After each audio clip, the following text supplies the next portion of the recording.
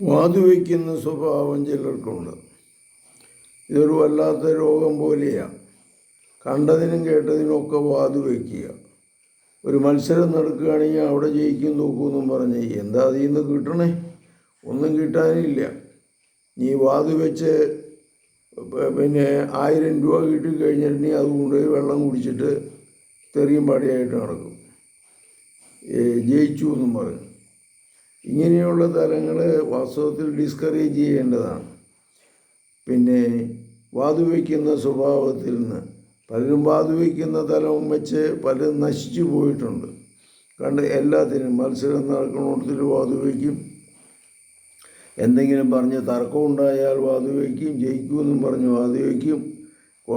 പിന്നെ സ്ഥാനാർത്ഥി ഞങ്ങളുടെ സ്ഥാനാർത്ഥി ജയിച്ചില്ലെങ്കിൽ ഞാൻ മുട്ടയടിച്ചോളാമെന്ന് പറഞ്ഞ് അങ്ങനെ ഒരു വിഭാഗം. ഇങ്ങനെ പല വിധത്തിലുള്ള വാതുവയ്ക്കലുണ്ട്. കർത്താവേ, മക്കളെ അനുഗ്രഹിക്കണമേ. ഈ വൈകല്യത്തിൽ നിന്ന് മോചനം നൽകണമേ. സമാധാനവും ശാന്തി ഇവർക്ക് നൽകണമേ. നമ്മുടെ കർത്താവ് യേശുമിശിഹായുടെ കൃപയും പിതാവായ ദൈവത്തിൻ്റെ സ്നേഹവും പരിശുദ്ധാത്മാവിൻ്റെ സംസർഗവും ഉണ്ടായിരിക്കട്ടെ ഇപ്പോഴും എന്നേക്കും. ആമേൻ.